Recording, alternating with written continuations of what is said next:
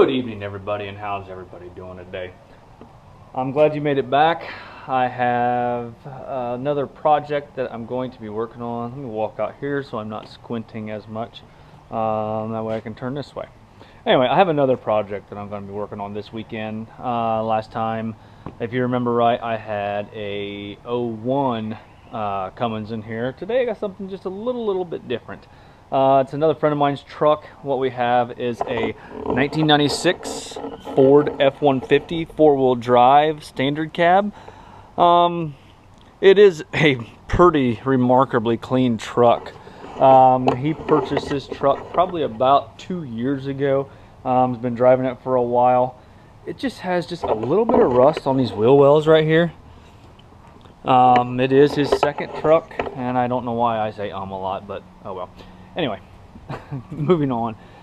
This truck only has, I think, right around 70,000 miles. It's just, and he pretty much stole it. I'm going to be doing some work to his other truck also. They're going to be going on vacation, so first I'm doing this one and getting this one done, and then when they leave on vacation I'll have his other truck here. Going to be doing some work on it also. So stay tuned to see what I'm going to be doing next. See, that is also another Ford. He likes his Fords, which I have no problem with them either. I think they're a very nice truck. I just prefer Dodge. He prefers Ford. The neighbor, they prefer Chevy. So, you know, to each their own. It's not a big deal. But what we have going on with this truck is we need to do shocks, if you see them laying in there. Doing shocks on all four corners, and then also doing all three O2 sensors on this truck. They are bad. His engine light's been on for a while, and we're gonna go ahead and take care of that. And as I got home from work, I had another little surprise. So you can look down there and see that puddle. I believe that's a brake line. And I think one of the brake lines is broke that's behind the fuel tank, so I'm going to go ahead and take care of that while it's here also and get that taken care of. I'm going to probably do the rear shocks first because obviously they're the easiest. Doesn't take any time to do those. Of course, I say that, and every single time I say it doesn't take very much time to do something, it backfires on me. Also, those of you who follow me on Instagram know that I picked up a new little shop toy. I'm not quite ready to reveal that yet, just because I don't have everything I need to put it to work. So when I do, I want to be able to, you know, unveil that shop toy and actually put it to work. So stay tuned for that also.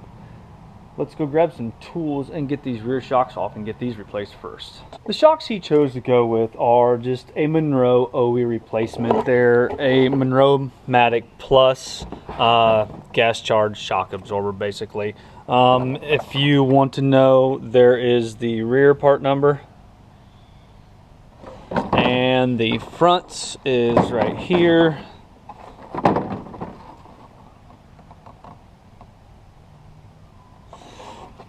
Like I said, they're just a standard Monroe shock, nothing special. Just he uses the truck, you know, just because of his other truck, he doesn't like to use it. This is his work truck. His other truck is his pleasure truck, and I tell you what, his other truck is pretty flippin' cool. I like it a lot. But that's for you guys to wait and see in about a week. So right now, I have my WD-40 out. We need to get under there. Oh, wait a minute. We need one other tool. My favorite shop tool. As you look at my chest, how's that? We need one other tool, and my favorite shop tool. Probably one of my favorite shop tools is my pod light from Mechanic. Check them out, mechanic.com. Description in the below. So let's go under here and see. Probably spray some WD-40 on these lights. As I was turning this on, I was looking at it on these the hardware for the shock. So we got the bottoms here. This is bottom driver's side, and we got the bottom passenger side over here.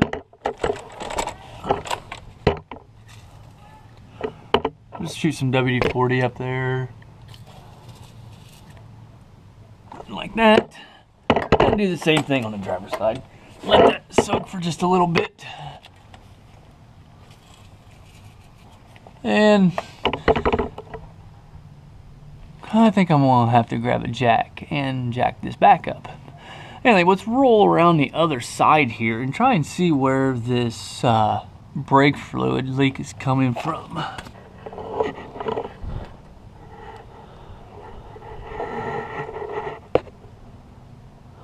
Can't really tell. You see there's a distribution block in there. And it looks like it's coming from someplace in there, but not 100% certain.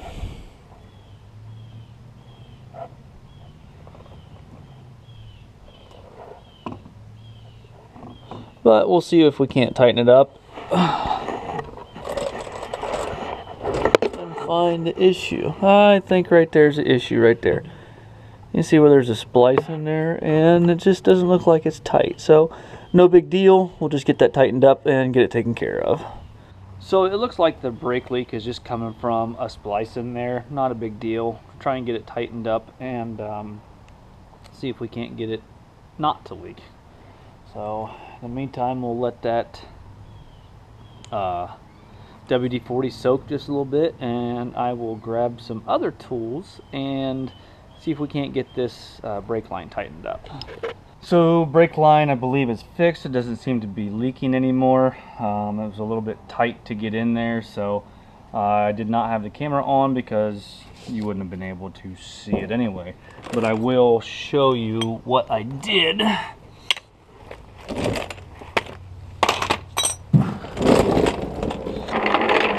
Right there, you can see that little butt connector splice joint there. That's where it was leaking at. So not a big deal. Just undid everything and tightened it up, and all is well. Right now, what you'll need to do the shocks is an 18mm wrench and an 18mm socket or impact. I am going to use my impact to get these off.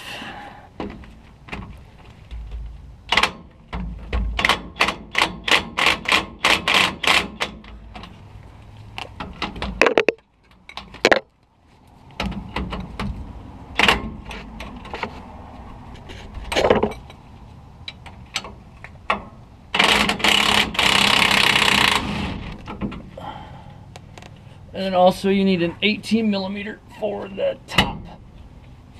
Right there. So this is tight. I should have it up on jack stands, but I don't. So, alright, I have the driver's side off in the rear, and I have the top bolt on the passenger side, or top nut on the passenger side off. That's a fixed bolt on the top. The bottom uses an actual nut and bolt combination. So that bolt is froze in that metal sleeve. So I believe I'm going to have to get out my cutoff wheel and cut that out. So like I said, everything that I say is going to be pretty straightforward, ends up biting me in the butt. So I need to go get my cutoff wheel and get that bolt cut out of there. I'm gonna have just to get some new hardware and be done with it.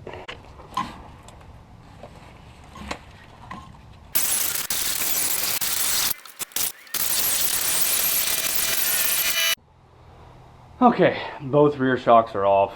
Once again, bigger job than what I thought. What I ended up having to do was cut the hardware off. You can see that there. I just had to cut on each side of the bottom mount on the passenger side and cut that bolt. So tomorrow I'm gonna have to go pick up some new hardware, which I have my bolt. Oh, there it is. Here is my hardware here. I'll just run to my local hardware store. It doesn't need to be anything but maybe some grade 8 material. with nut, bolt, lock washer, or just a lock nut actually would probably be better. So I'll go grab that hardware tomorrow and hopefully get back on this truck. Guys, I appreciate you watching. Tune in tomorrow. I will finish the truck, and then we're also going to be doing the O2 sensors on that truck and doing the front shocks. So as always, guys, I appreciate you watching. Thumbs up. Give me a thumbs up. Like, comment, subscribe. Thumbs up. That's for is the like. So all right, comment, subscribe, and we will see you guys tomorrow. Thanks for watching. Bye bye.